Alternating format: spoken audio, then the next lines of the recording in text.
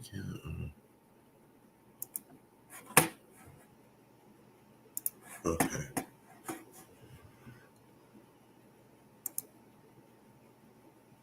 Okay, sorry about that. Okay, we are live. Welcome, welcome, welcome, everybody, to our continuing series where we talk to people around America about the state of political division or unity in America and the possibilities for the future. With us today is activist Carla Gericke. Good enough. Okay, sorry about that. It's not Gericke, right? No, it's Gericke. Okay. Is perfect. Yeah. Carla Gericke, and she's with, how would you introduce yourself to make sure that we don't offend anybody and we get everything the stated exact site right way? All right, that is a great question. I wear a lot of hats here in New Hampshire. So I'm president emeritus of the Free State Project. The Free State Project is a concentration movement to try and bring liberty lovers and libertarians to the Granite Republic, to the great state of New Hampshire. I used to be the ED there, and I was very instrumental in triggering the move, which was basically to say, hey guys, it's time, let's all start moving to New Hampshire. That was back in 2016. And I, still serve as chairman or lady, I guess, of the Free State Project board. So that is sort of one area. My other hat is I am a real estate agent, so I would happily sell people a beautiful home here in New Hampshire, so people can find me at Porcupine Real Estate. That's my day job. And then my other hat, which sort of suits my hairstyle, is I am currently leading the independence movement here in New Hampshire. And that is a movement to try and gain independence from the federal government. So a couple of months ago, we launched an initiative. It is called Nexit Now, or NH Exit Now. People can go to nhexitnow.org, and there is a petition up there that folks can sign. They can donate. They can let us know how to reach them. And the idea there is really to try and create a grassroots movement to start to push away from the federal government. In my opinion, the federal government is not reformable. It is not a sinking ship we can fix. It is the Titanic, goes straight for that iceberg. And I'm solution driven.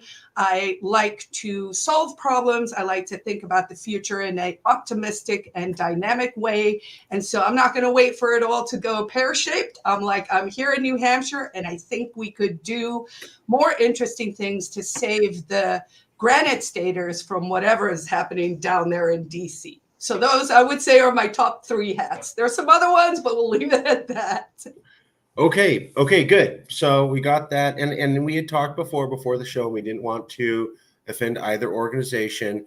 I believe, as you explained to me, Free State Project is not the same thing as New Hampshire independence. They're two separate things, although there may be people who overlap and belong to both groups. They're separate groups. Correct. And that's really important because, the Free State Project is a 501c3 organization. It's there for educational, to tell people how awesome New Hampshire is. And I can tell you how awesome it is because I moved here. I chose New Hampshire as my home. I'm really dedicated to the lifestyle that's here. We have the best quality of living in America. We have no sales tax, no income tax. Our overall tax burden is one of the lowest in the state. We have a robust economy. It is incredibly beautiful. And it just is a great place to live. And I can't believe everyone's not here. That was really good. You have that rehearsed. That was really good. So, okay, we'll ask a few questions about the Free State Project. Obviously, I got an introduction to you from Jason Sorens, and I got an introduction from him from Professor Griffiths. And thank you to Professor Sorens and Professor Griffiths. I deeply appreciate that, helping out with the series. But a lot of our questions are going to be around the New Hampshire independence, and also just because it more directly relates to the state of political division in America, which I think you already highlighted your response. Here's the website for everybody watching. You can go to NH Exit Now. That's New Hampshire Exit Now. I think we got the URL there. Yeah, there it is. NH Exit Now. Sign the petition, learn more. Let me cover your bio real quick, and then we'll go from there. President, acting president, Foundation for New Hampshire Independence, and a spokesperson for the Free State Project. She won the Green Card Lottery, left the plains of Africa for a better life in America. Finished boarding school at 16, law school at 21, working as an attorney in South Africa and California. She has appeared on WMUR, CNN, Fox News, GQ, Playboy, The New Yorker, The Economist, and on BBC. Life, Liberty, and the Pursuit of New Hampshire. That's a great title. Was arrested and charged with felony wiretapping for filming police officers during a late-night traffic stop. She fought back, and 4 years later, she won a landmark First Circuit case affirming the First Amendment right to do so. Afterwards, New Hampshire Magazine named her one of 2014's game-changing remarkable women. She's also been a Republican candidate for New Hampshire Senate 3 times, steadfastly improving her percentage. Author, activist, attorney, born in South Africa, immigrated to the United States, Green Card Lottery diversity winner. Worked at Apple Computer, Borland, Logitech, and the Scient Corporation. And here's some of your activism. She ordered the FSP's Porcupine Freedom Festival, known as Pork Fest, 3 times in 2009, 2010, and 2020. Became the president of FSP in 2011. And she's also calls herself the Queen Quill. Oh, no, they call me the Queen Quill. Oh, I apologize. They call her the Queen Quill. Primary spokesperson for the Free State Project, currently chairman of the board, also a former FSP executive director, Pork Fest organizer. Personal story of immigration and practicing law in Silicon Valley. And there is her personal philosophy: mindless vandalism can take a bit of thought. So how do we do on the background? Did we get anything wrong? Is there something essential about your background you want to make sure that we cover? No, I mean, I think that's pretty good. You know, I've had a pretty robust and interesting life. I have traveled a lot. My parents were diplomats back in the 80s and 70s, you know, so I kind of grew up as a child of the world. I took time off after the dot-com bubble burst and went backpacking for what was going to be a year on a $15 a day budget and turned into kind of a 3-year backpacking extravaganza experience, and ended up actually deciding to stop lawyering at the time. I went back to school. I got my master's in fine arts and creative writing in my mid-30s. And then, of course, published that book, The Ecstatic Pessimist. Currently working on a new book because, you know, I can't just run for office, run a business, and do all this service in the name of liberty. So, yeah, my life's pretty busy, but, you know, I like to keep it that way. And I will say my personal motto here in New Hampshire, of course, our state motto is live free or die. And I always like to add live free and thrive. And that's kind of my life philosophy. I think the more freedom we allow people, the happier people are. The happier people are, the more we have a good and functioning society. Well, we're loading up to that. I'm sorry, you said live free or die. Huge Bruce Willis fan, Die Hard movies, Live Free or Die Hard. Sorry, that was the first thing that popped out in my head. Heard that. Let's go to the meat and potatoes, and then I'll ask some more philosophical questions. How Greg Abbott's border fight bolsters calls for an independent Texas. Carla Gericke is acting president, Foundation New Hampshire Independence spokesperson for the Free State Project. And you were mentioned in this. To join the FSP, claims more than 20,000 people have already done. Individuals are required to state my solemn intent to move to the state of New Hampshire, then exert the fullest practical effort towards the creation of a society. The maximum role of civil government is the protection of individuals' life, liberty, and property. What is the Free State Project? And then we'll go to New Hampshire independence. How would you describe the Free State Project?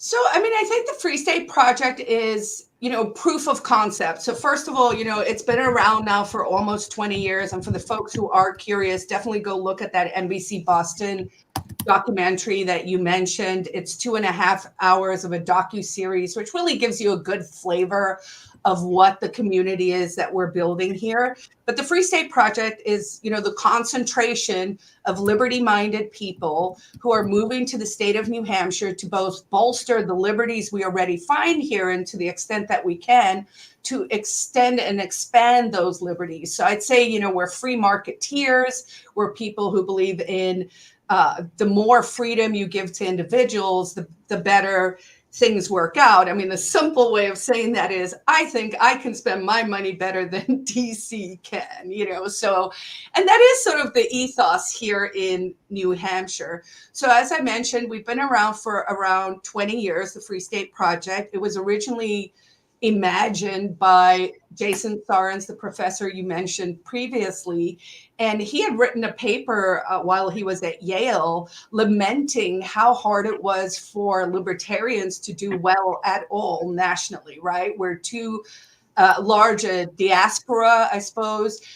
There are millions of, let's call them little L libertarians. And what I mean by that is people who self-identify with sort of small government, low taxes as their sort of flavor of government to the extent we need one.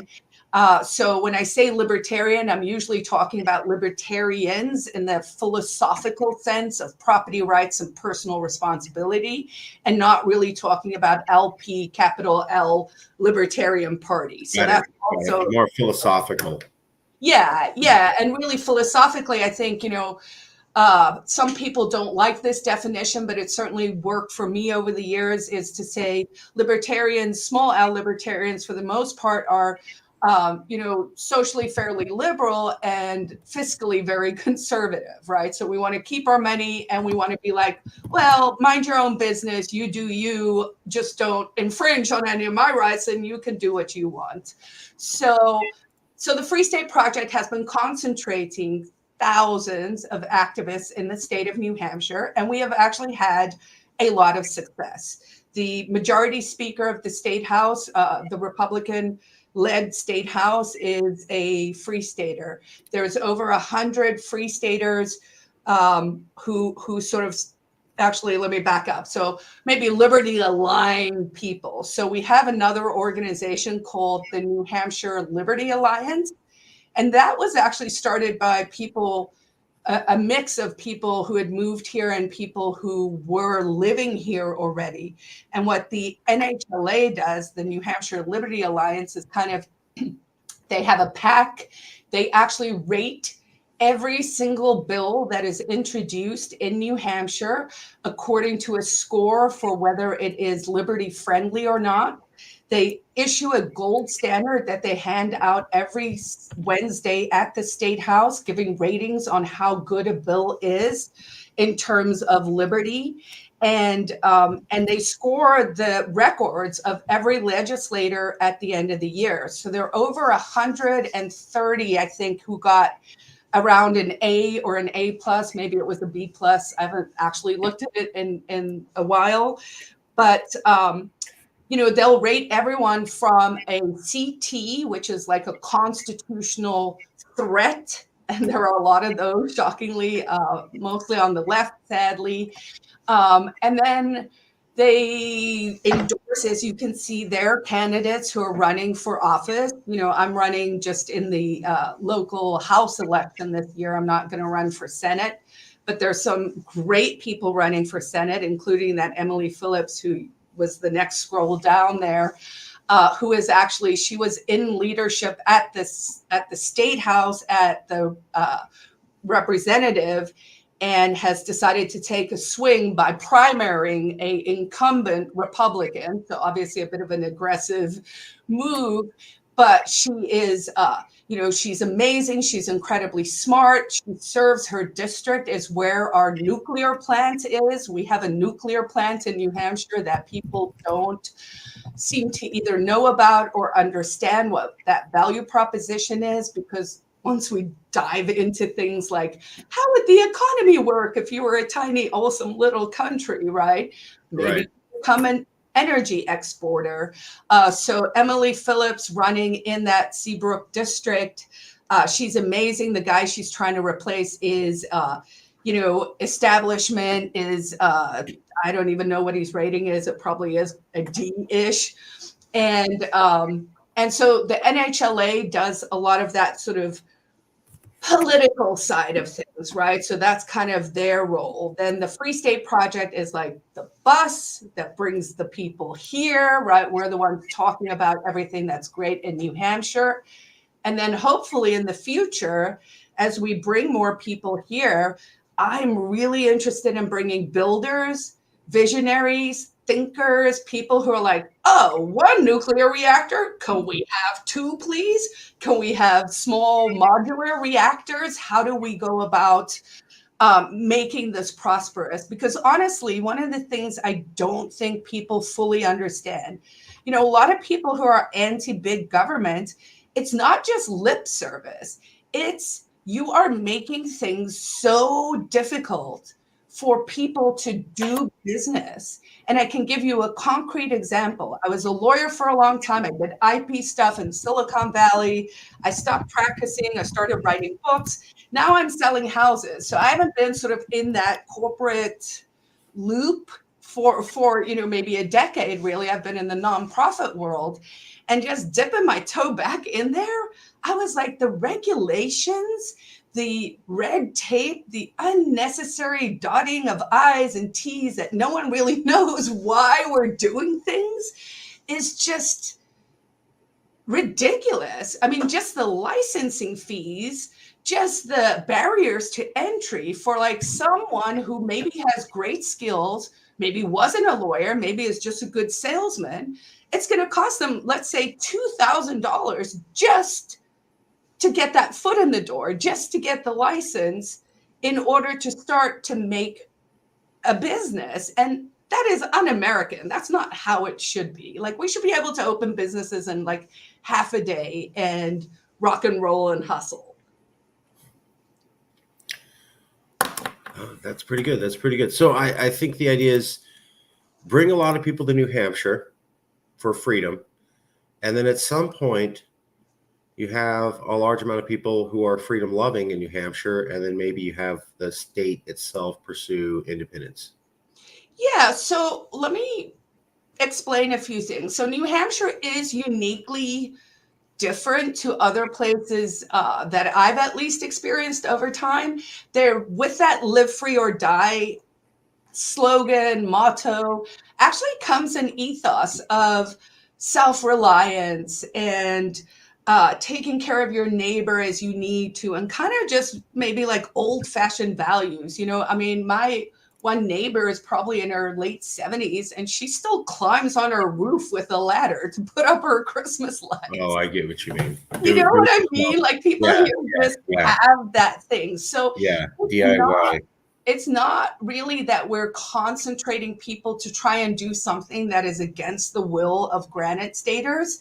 I think it's complementing the sort of natural vibe that's here already. And that actually bears out in terms of sort of polls and surveys we've had done on the independence question.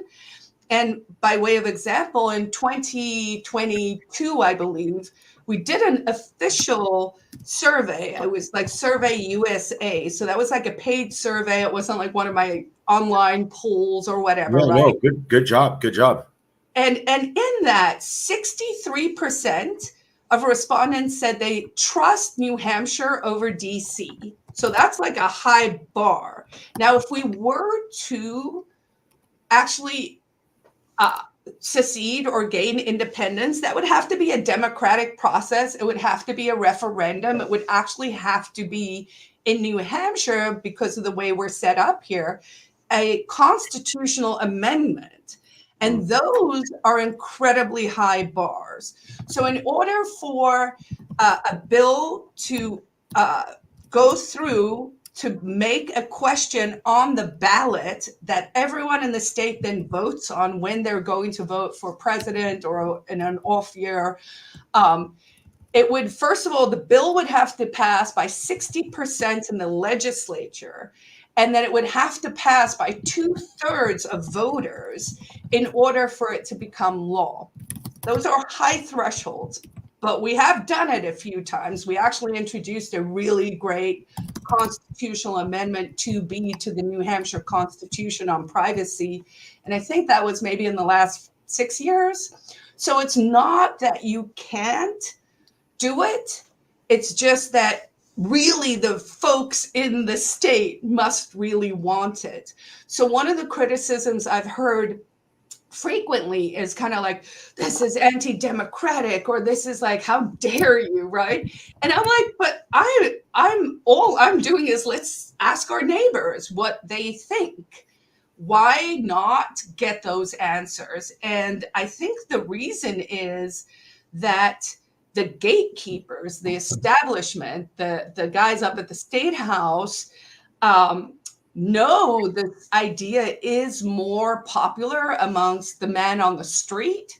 Because when you start telling someone, hey, you could have 30% more money if they stop printing this insane amount of money, right? I mean, all of us know what's happened to our groceries. It's not like even a joke anymore, or it's not even theoretical anymore. Like everyone is seeing the impact of limitless debt. You can only pay that many credit cards with another credit card before, something cataclysmic happens. And I mean, the government is literally, imagine you ran your household budget the way the government runs its budget. Yeah. It would, I mean, you of course wouldn't be able to. And so I think there's an appetite. But just for a moment, sorry, back to that survey. So 67% said they trust New Hampshire over DC. 29% of respondents in 2022 said they have overall support for the notion of independence. 52% of Republicans on that poll said they would support it that day. It must have been a bad day in the news cycle. And this is very important to me, only 3% said they would support violence by the federal government to force a state to stay in the union. And that is incredibly important, because criticism after, are you just trying to take over? This is anti-democratic, and it's not, it's the opposite.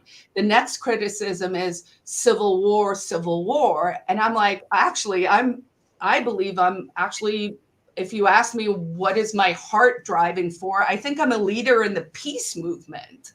I'm like, guys, we can't solve our problems with violence. We got to do it with words and actions. And, they can keep telling us the lip service, but the reality is we are starting to actually see the economic consequences of these choices. It's like you can only, it's like everything's free except me, right? Like we're getting to the stage where we're saying we're just going to give away free things, but at what cost? Well, so it sounds like you're saying you believe that the printing of money based upon nothing and stuffing it into the economy, as has been described by economists, I think for the last 150 years, is a way to cause inflation. Sounds like you're not necessarily buying the line that it wasn't massive government debt. It was evil corporate grocers. That you're not buying that? Oh, okay. The propaganda is so clever, right? Because you also have to ask yourself, why are corporations only evil and greedy the 4 months before an election? It's like they trot out these lines to manipulate people who have short attention spans. I do think that is part of the whole information warfare that we're seeing now, right? Like the fight back with X on free speech, and and I got banned under Elon, so I've been banned on 4 social media platforms. Here, fist bump. for sure. You got to do the explosion though if you do. Oh, sorry. There we go. Okay, we're good. Please, serious interview. No, but I joke, but getting banned sucks. It is not fun. I'm sure that you were banned for saying something that was factually based, not something that was wildly conspiratorial or some call to violence. I know many colleagues who have been banned for saying things that were not admitted as facts at the time, but came out to be admitted as facts a year later. Their accounts were never restored. No apology ever happened. Tough. So, and then of course we have the Hunter Biden laptop story. That was where I got my first suspension, actually, back on Facebook, was for that one. Yeah, now proven to be completely true. Then COVID happened. Just for the audience, they said that right before the 2020 election, it came out, Hunter Biden's laptop had some information related to Joe Biden. And then 21 intelligence agencies said this is probably Russian disinformation. And then that turned out to be a complete and total lie by everyone on behalf of the Biden administration. You didn't find that out until about 2.5, 3 years later. So let's get to the meat of potatoes. Why? And you've already basically gotten to some of these answers now. I tell you what, let's do it this way. This is something I ask a lot of the guests. Let's say you're in an elevator, you meet me. I'm moving to New Hampshire. I have $1 billion. I love donating to political movements, but I'm super busy today. You have 2.5 minutes to explain to me why New Hampshire needs to be independent and why it's so critical, so that when I get out of that elevator, even though I have 8 hours more meetings, I cannot stop thinking about this, and I'm going to go sign up that night and donate $1 million. What would you say to somebody if you had 2 minutes, 2.5 minutes? Why New Hampshire independence? And not just why it's a good idea. Why is it critical? So I would start actually with, are you excited about people going to Mars? And if so, why don't we start to experiment with whatever we think is eventually going to be the system on Mars, right? The reason I bring up Mars is because it allows people who have been trained to think very in a box to suddenly go, oh, let me free my mind for a second. So I would appeal to you to say, free your mind, and how do you feel about building a new country? And if that sounds fun to you, that you're probably the kind of person we're looking for. How do you build your own country? I don't really know, but I'm here for it. I think you do it by actually coming up with better systems for everything that currently exists. And so to me, DC is unreformable. And I put it to Vivek Ramaswamy this way. We had a meeting when he was running, half a year ago or whatever, a year ago probably. And I asked him, how much money are you going to fundraise? And he didn't give me a number, so he's a good politician, but he did say, I'm spending my own money. It's going to be a lot, and then I need to get these small donors. And then I said, on the flip side of that ledger, how much money do you think the entrenched interests have on the other side of the ledger? And we know that is trillions of dollars. So I understand risk. I understand game theory. I understand the way you go about things. You cannot go up against the deep state and think you're going to reform it all. Now, Milei has done interesting things in Argentina, and actually Maggie Thatcher way back in the 70s and 80s did incredible things in the UK that she does not always get credit for. But the UK was over 90% nationalized when she came to power. And she did break the unions. She did liberalize the markets. So we know it's doable. It's an issue of appetite. So I would say if you have $1 billion and you can look me in the eye and go, yes, I want to build a country.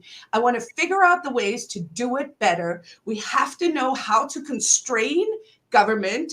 Maybe we make it a small base that is very similar to Switzerland 100 years ago, a neutral place, a place that respects privacy, a place that respects wealth, a place that actually makes the people who live here healthy and better. Because if we do it in one state and it works, then we can be that shining example for the rest of America. And that was the original founders' vision, was to have these laboratories of experiments so that we would default to the better solutions so that we could all benefit from it. But because we now have such a huge federal government that is just really taken over our states' rights, we're going to have to do it in a disruptive way. And I'm not going to sit around for DC to give us permission. It is up to the voters in the Granite State. Our Constitution says we have the right of revolution. It is Article 10 of the Constitution. It is enshrined in our New Hampshire Constitution. Wow. And yeah, and so I even think like the legal arguments are there 100%. The question is the appetite there? It might not be today, but it will be sometime in the future. And if so, we're going to be well situated to actually be this robust little country that can again show people that when you allow people the freedom to figure out markets, to trade with each other, to do the things they want to do, because part of the market too is you're picking a job you enjoy, hopefully, right? Like that is also it. So you're not just like a corporate cog where, you know, everyone's kind of working because our money's getting stolen all the time. So I think a lot of people just feel caught up in the rat race, and maybe we could even fix that. So I don't know if it was an elevator pitch, but hopefully it was good. No, it's good. In that would stick out. That's what I always, yeah, and I like that because I always ask people because I think it's not enough time to do it properly, and so that forces you to have to think on your toes a little bit. And then that usually when that people have that, and I ask them without prep, they get a little bit emotional. And what I find is that they dig deep for the essential core concept, and that subconsciously comes forward. And I find that to be a much richer in-depth answer. Let's go to controversy. We're winding down. I'm very conscious of time. But this is where we found you was... by the way, she was on the Tom Woods show. I suggest everybody check that one out. That was pretty good. Tom Woods always does a good job. Secession, good, legal, inevitable. This is what I wanted to focus on, was the cover. New Hampshire secessionists to be featured on Dr. Phil Primetime.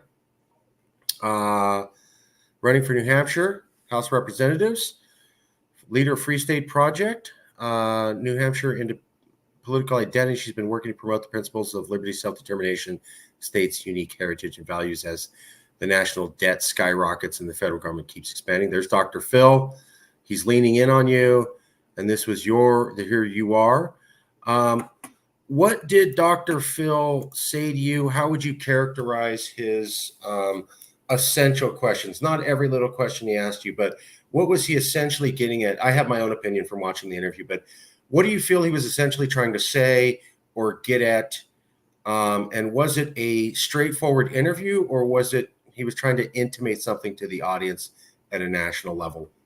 So interesting, right? Because what they leave out is equally telling to how they leave you in, right? So this session or segment was heavily edited, and looking back, I was like, oh, I think I was there to, maybe be the wild card. Certainly the producer before the time kind of came in and said to me, I had heard him through the walls kind of talking to the other guests. And he was like, remember these talking points, or remember you want to hit this.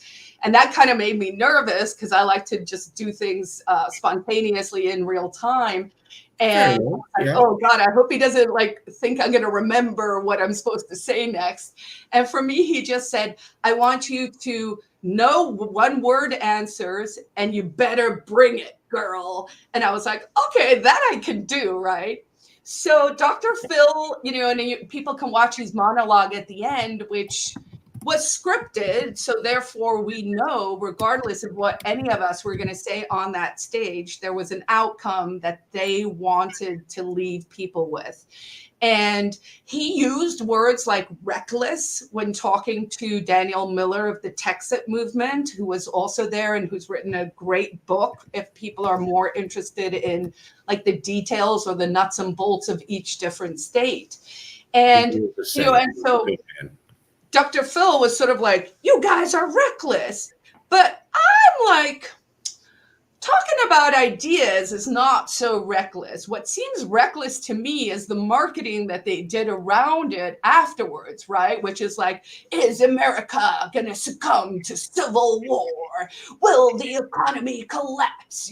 And so it was very emotionally driven and very, sort of, I would say on their side, sort of a little reckless. But the parts they left out that I found interesting and that I know is a very compelling argument, and Dr. Phil did not have comebacks to it, was I described the relationship with the federal government as they are an abuser. They're abusing our states' rights. They are actually impoverishing the citizens of this country.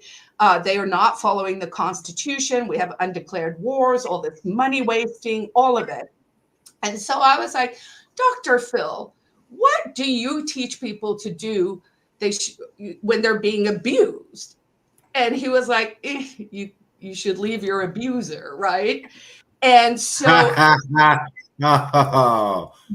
is a very, very compelling argument that, James Smith and Joe Sixpack can understand, right? Like if you're being abused by this relationship, then it behooves you to get out of it.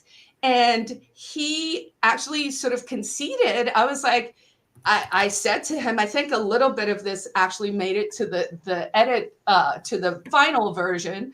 But I was like, you can't really be like, someone's like punching you in the face and you're like, well, you got to take it. And then when the person says, hey, I think I should leave you. And then the abuser says, if you leave me, I'll kill you. Right. Is the Civil War argument they're making. So all of those things to me underscore the fact that this is a winning proposition, that this is a way to at least move the Overton window. There's a lot between like going, oh, get abused by the federal government over here, and then you can move it, to nullification, which we've done with cannabis laws. And I think there's more that can be done to nullify the federal government. Maybe we start to say in New Hampshire, there's no EPA laws, or there's no SEC laws, or the Department of Education just cannot operate here. So again, with Dr. Phil, he seemed like he wanted to hear from us, and they did invite me back. And I genuinely hope, that I have that opportunity. They treated me really well. It was a wonderful experience. And I do think it is the conversations that genuinely need to be had, because people are fed up, and we're fed up with the feds. So I do want to ask you about that, but just real quick, this is what you were talking about. Dr. Phil clashed with Daniel Miller of Texas Nationalist Movement. I know Daniel well. He's a good man. And then he said Texas Nationalists, McGraw accused Texas Nationalists of being reckless after he said the federal government would be like regimes in North Korea and Syria if it used to try and keep Texas in the Union. The contention is that if Texans or people in New Hampshire or any other state vote wrong, then 2.5 million unelected bureaucrats and the president are going to get on the phone and they're going to carpet bomb Walmart in Houston, Texas. And that really is that threat of violence, right? So I've been doing independence work for probably almost a decade now, and it invariably is the counter argument is like, you can't talk about these things or we'll kill you. And I'm like, that is a terrible anchor. That is a terrible energy to come to the table with. And it is not the conversation that should be had, because first of all, that is a threat that isn't legal. Again, I do think in New Hampshire, legally, it's pretty clear cut, right? Like, I mean, you don't want to evoke the right to revolution, but it's there. And so, we had, and this is just a small side story, but we've introduced 2 constitutional amendments for the state of New Hampshire to declare independence should the voters vote for it, right? So that's back to those top thresholds. And there was so we introduced one in 2020. Only 13 legislators voted for it out of 400. So, legitimately it got, pretty bashed up, but that's 13. There were 13 original colonies, 13 people who are legislators said, yes, actually, granted, staters do have the right to decide, right? Then 2 years later, we introduced another constitutional amendment that had a triggering event of a national debt reaching $40 trillion. When we put in that bill, the debt was at 34 trillion, 33 maybe even, and now it's at 35 trillion, because what is happening is the debt is now compounding. I don't know that people fully understand this, but it took 192 years for the first $1 trillion in debt to be created. The last $1 trillion was created in 100 days. That is what we are up against. And so that bill also got killed, but 24 legislators voted not to do it. So we basically, in 2 years, almost doubled our support. We also introduced a study committee bill that was House Bill 1130, I believe. And that was like, hey, guys, let's start to talk about these questions. Okay, what would it look like? What are the economic challenges? What are the legal challenges? What are the sociological challenges? What happens to grandma who wants to get her Social Security? Well, hey, grandma, if you move to Mexico, you could still get your Social Security check down there. Thank you. Thank you. You can get it in an independent. So tired of having that debate. Sorry. Thank you. People are so damn ignorant about Social Security checks. Right. Thank you. I've heard this a million times and I go, the law does not say that. It has not said that for 70 to 80 years. And yet I will see experts on television go, they'll just cut them off. And I go, what's that based upon? It's not the law. You would have to renounce your American citizenship in order for that to happen. They don't add that in. They just go, it'll get cut off. All these experts are saying something that is absolutely the opposite of what the actual law says. It's ridiculous. Right. And of course, another thing that people should think about is you could, if we do this in a peaceable, smart way, in an intelligent, thoughtful way, people could remain a dual citizen, right? So you could be an American citizen and you could be a citizen of the great state of New Hampshire, right? Like the thing that I get, or that I notice people get caught up in, is people are so trained to just think about things in the way it is, right? That, again, back to that Mars example, no one's actually going, hey, Elon, you're kind of nuts. Everyone's going, let's throw a lot of money at this, right? And you can be both nuts and trying to accomplish something, which I believe he is. But genuinely, I mean, if we're looking at the next 100 years, a better play would be support us here in New Hampshire and let's figure out what can be the most peaceful and prosperous nation that has ever existed. And that's what I want to build. The term is presentism. That was introduced to me by professors in this interview series It is the natural assumption that everything is as it has been always been. That whatever you see, it must have always been like this. It's completely a logical thought, but it seemed to be something that humans are gravitated to. It's just something we seem to do with our minds. The New Hampshire House Bill 1130 would be to establish a commission to study economic, legal, and sociological aspects of New Hampshire exerting its sovereign rights. And this is just a study. It's not saying you secede.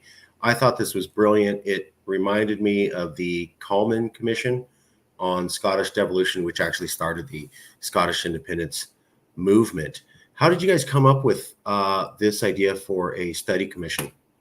So, we have many people who are interested in this topic. I think we have like 5 different secessionist movements in New Hampshire. Right on. I'm actually at the stage where I was joking. I was at a meeting and I thought, well, when I worked for a long time on sort of at arm's length or behind the scenes, but on cannabis reform bills. And it took however long, 15 years. I know here in New Hampshire in 2012, we've had our first vote on legalizing cannabis, where it was the first time it had been voted on in a chamber, a legislative chamber. So politically, as opposed to like a voter's proposition or any of that. It actually passed in New Hampshire and then got vetoed by a Democratic governor, Lynch, because he said he did not want the Republicans to get the win of all things. So that's just petty politics instead of doing the best thing for people. But basically, over the years, now we see competing cannabis bills, so you see different people saying this is how it should be or this is how it should be.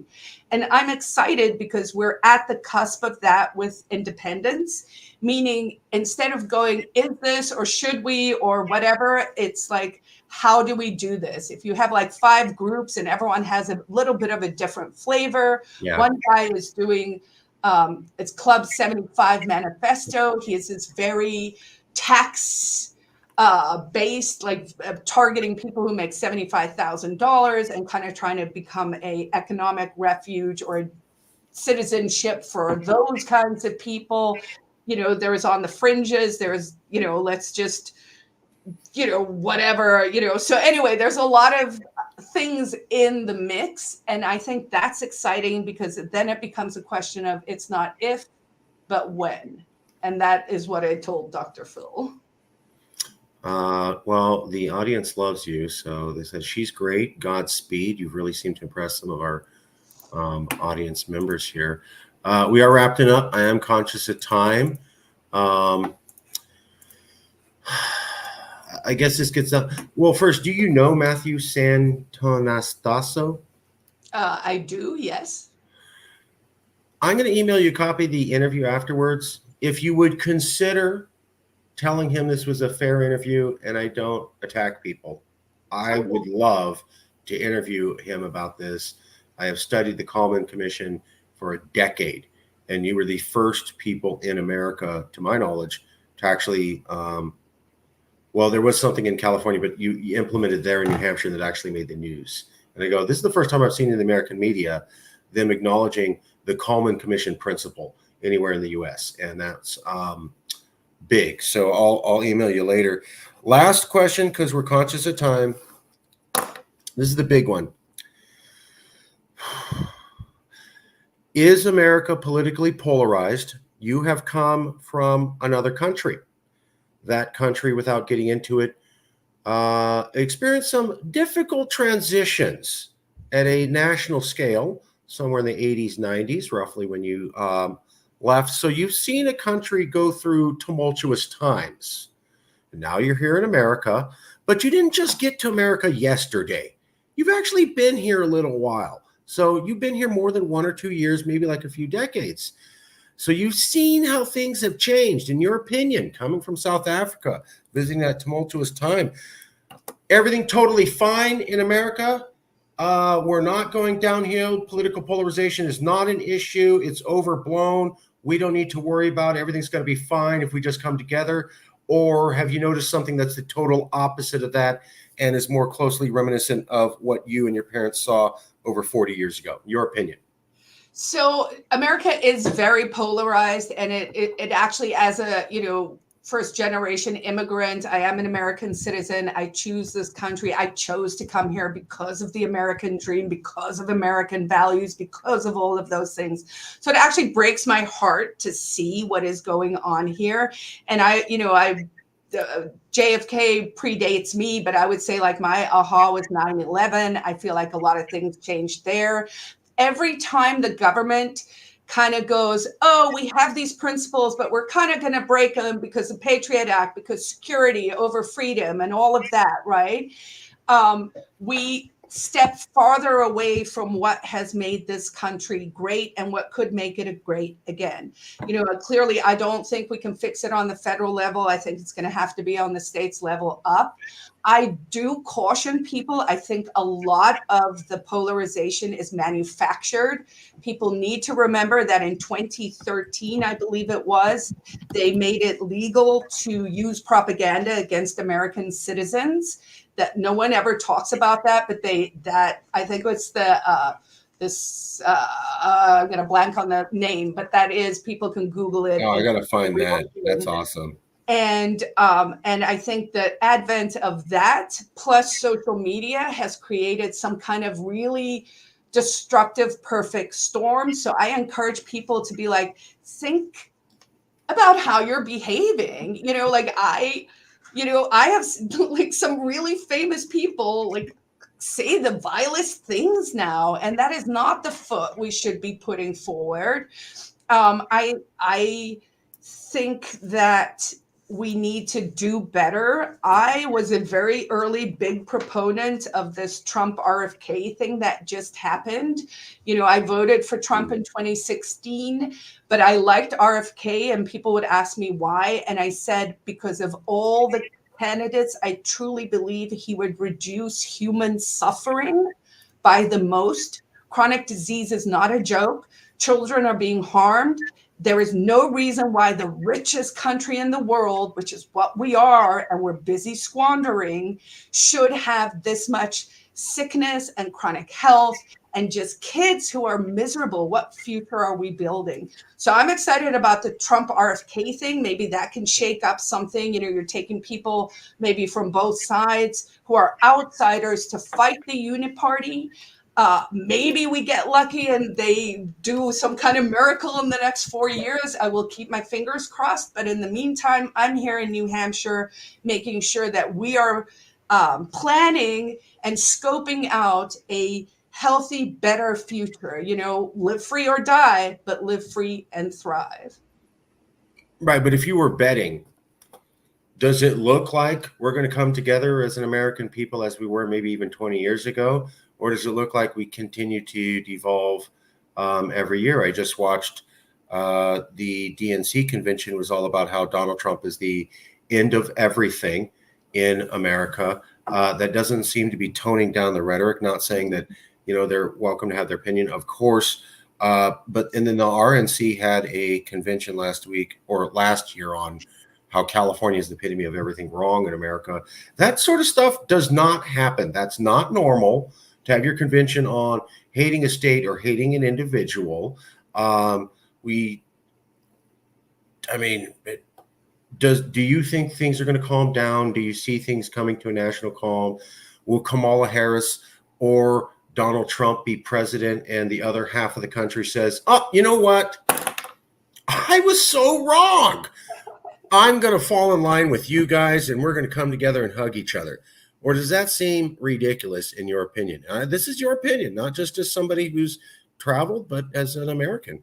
So I think the question gets answered by how many independence movements there are. So what's interesting, right? So Cal-Exit is a progressive left-wing movement. Texit is a socially conservative, very Texan independence nationalist movement. Up here in New Hampshire, I would say our flavor is very black and gold. It's very libertarian, small L, very like futurist, very, crypto and private contracts and blockchain and DAOs and all of that stuff.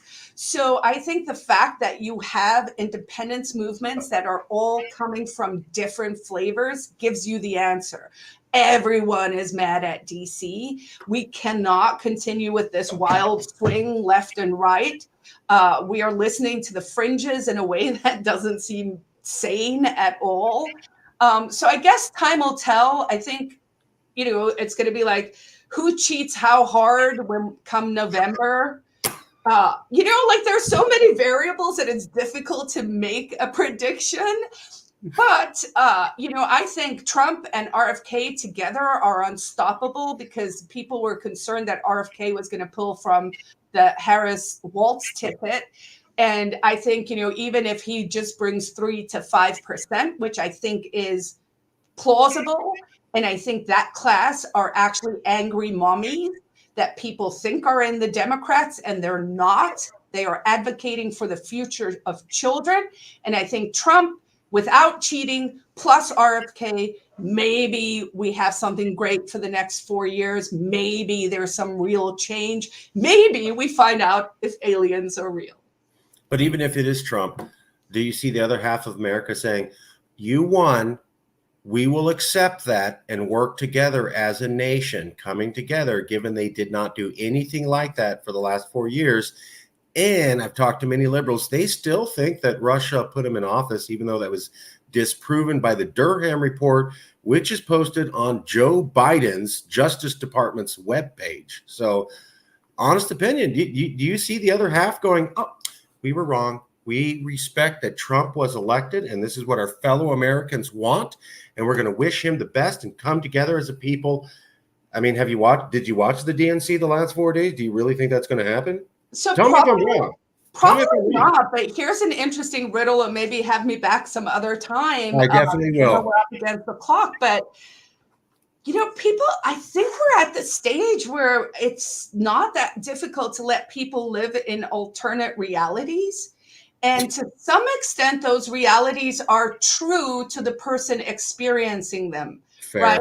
Like if you look at what happened during COVID mania, and I did a lot of health freedom stuff during that time. I was just like, no, I am a lawyer. I will talk about informed consent. I will talk about the Nuremberg trials.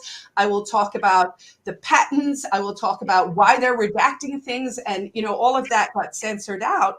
But I had a lot of lefty friends. I've always had, I just love people, right? Like, so let's just have conversations like normal people used to do. Now people are like, I don't like your opinion. I'm never yeah. And so in COVID mania, I actually think, the people who are saying to themselves, 1 million people died of the flu. That is true.